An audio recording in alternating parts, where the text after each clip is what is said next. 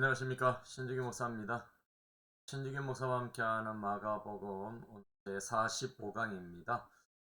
오늘 본문은 마가복음 9장 14절에서 29절의 말씀으로요, 산미트에서의 부활이라고 하는 그런 제목으로 함께 말씀을 상고하고자 합니다. 이번 주간이 지나고 나면은 예수님의 부활을 우리는 부활절을 경험하게 될 텐데요. 산미트에서의 부활, 먼저 우리가 말씀을 통해서 합니다. 먼저 본문을 그렇게 봉독하도록 하겠습니다. 좀 긴데요. 14절에서 29절 말씀.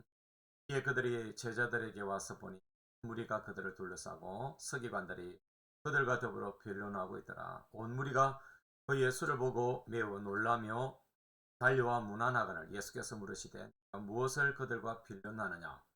무리 중에 하나가 대답하되 선생님 말 못하게 귀신 들린 내 아들을 선생님께 데려왔나이다. 귀신이 어디서든지 그를 잡으면 거꾸로 져 거품을 흘리며 이를 갈며 그리고 파리에 집니다. 내가 선생님의 제자들에게 내쫓아달라 하였으나 그들이 능히 하지 못하더이다. 대답에 이르시되 믿음이 없는 시대여 내가 얼마나 너희와 함께 있으며 얼마나 너희에게 참으리요. 그를 내게로 데려오라 하시매 이에 데리고 오니 귀신이 예수를 보고 곧 그 아이로 심히 경련을 일으키게 하느니라. 그가 땅에 엎드러져 부르며 거품을 흘리더라.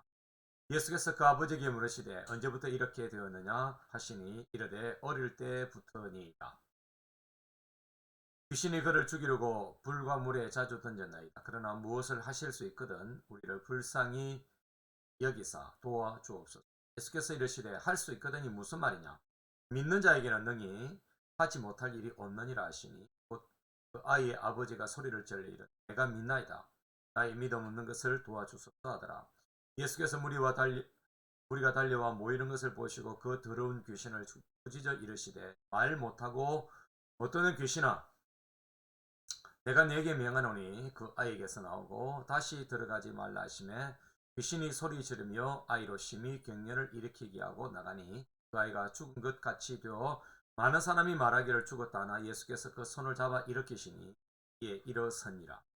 집에 들어가시니 제자들이 조용히 묻자오되 우리는 어찌하여 능히 그 귀신을 쫓아내지 못하였나이까? 이르시되 기도 외에는 다른 것으로는 이런 종류가 나갈 수 없느니라 하시니라. 아멘. 귀신 들린 소년의 치유에 대한 말씀인데요. 여기 보니까 말 못하고 못 듣는다. 말을 못하고 못 듣는 귀신 들렸다. 얼마나 답답하겠습니까? 그리고 물과 불에도 신이 아이의 영혼을 이렇게 조정해서 던지게 만드는 그런 정말 부모로서도 개인으로서도 고통이 있는 그런 상황을 표현하고 있습니다.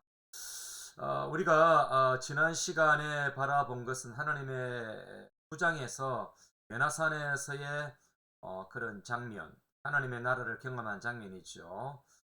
그리고 그 베나산에서 내려오는 장면이 오늘 본문의 장면입니다.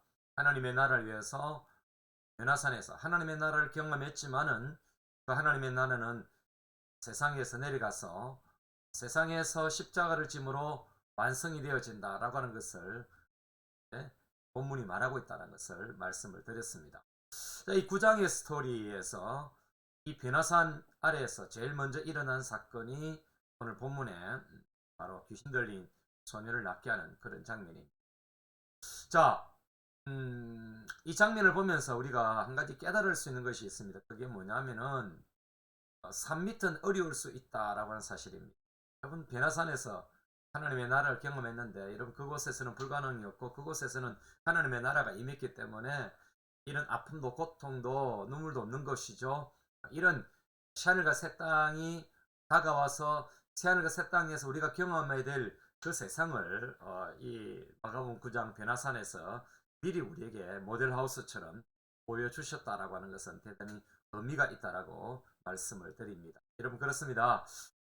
영광스러운 나라와 예수님과 말씀이 있는 곳에서는 가능하던 것들이 있죠. 여러분 그렇습니다.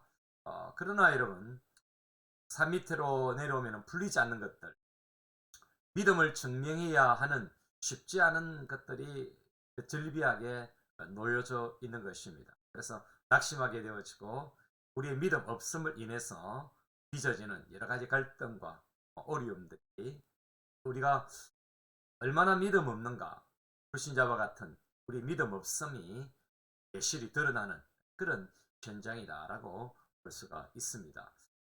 여러분 오늘 본문에 보니까 산 밑의 동네에서는 어떤 일들이 일어납니까? 제가 몇 가지를 정리해 봤는데요. 첫째는 여전히 흐릿한 신앙을 가진 제자들, 여러분 그렇습니다. 믿음이 없다라고 하는 것을 지적하고 계시죠. 기도 외에는 이런 종류가 나갈 수 없다. 믿음의 기도를 하지 않는 신앙이 흐린 자들, 귀신 들린 아들을 이 소년을 낫게 하지 못하는 그 하나님의 백성으로서 놀라운 제자들의 그런 권리를 갖고 있는 이들이 낫게 하지 못하는 그런 안타까움이 드러나고 있습니다. 두 번째는 서기관들과 변론거리가 되어진 불신앙의 현장입니다. 여러분 제자들만 있으면 얼마나 좋겠습니까마는 오늘 보니까 서기관들이 변론하고 있는 것입니다. 왜 그렇게 못 낫게 하느냐 등등 여러 가지로 이런 불신자들의 틈바구니에서 제자들이 얼마나 본업을 치르었겠습니까? 이런 변론거리가 되어진 불신앙의 현장, 이런 우리의 신앙이 변론거리가 되어진다. 예수 그리스도를 증거해라, 혹은 복음의 능력이 뭐냐, 네게서 예수 믿는 그런 증거가 뭐냐, 이적이 나타나야 되지 않느냐, 등등 이런 여러분 어려움을 우리가 직면할 수가 있죠. 이럴 때 여러분 변론거리가 되어지는 것이 변론거리가 되지 않을 만큼 역사가 일어나게 되어지고 그래서 증거할 수 있고 증명거리가 나타난다면 얼마나 좋겠습니까? 많은 오늘 제자들은 그렇지 못했다라고 하는 사실입니다. 아이 속에 미친 듯이 날뛰는 귀신의 활동이 이 산 밑에서 일어나고 있는 것입니다. 여러분 산 위에서 경험한 하나님의 나라에서는 절대로 일어날 수 없는 것입니다. 이미 하늘과 새 땅에서는 사단이 멸하여지고 우리의 죄와는 우리 죄가 전혀 나타나지 않고 죄 지을 것들도 없고 영향을 받지 않게 되어지죠. 눈물도 고통도 죽음도 없는 것이죠. 여러분 이것은 미리 보여주시는데요. 이 산 위에 이 아름다운 세상과 다르게 산 밑에서는 우리가 살아가는 산 밑에서는 여전히 귀신들이 활동하고 있고 사단이 역사하고 있는 그런 현장인 것입니다. 뿐만 아니라 오늘 이 아이 귀신 들린 이 아이를 데리고 있는 그 아버지 마음, 아들을 고치고 싶지만 믿음이 없는 아버지, 주여 내가 믿습니다 라고 말하는 것처럼 믿음이 없었던 것이죠. 여러분 이것은 마치 모세가 시내산에서 내려올 때에 이스라엘의 진중에서 아론을 앞세워서 여러분 그 금송아지를 만들어서 우상세계로 불신세계와 같았던 우상숭배로 몰아갔던 그런 불신세계와 같았던 모양과 아주 흡사한 것입니다. 여러분 그렇지 않습니까? 시내산에서 하나님의 율법을 받고 하나님과의 교제가 일어나게 되어지고 하나님의 나라에 하나님의 그런 임재를 경험했던 그 시내산 정상과는 다르게 산 밑으로 내려왔을 때는 그야말로 여러분 진풍경이었죠. 정말 일어날 수 없는 그런 풍경들이 일어났는데요. 안타까운 그런 현실이었는데 오늘 여러분 여기에 변화산 아래에서도 산 밑에서도 바로 그와 같은 장면이 일어난 것입니다.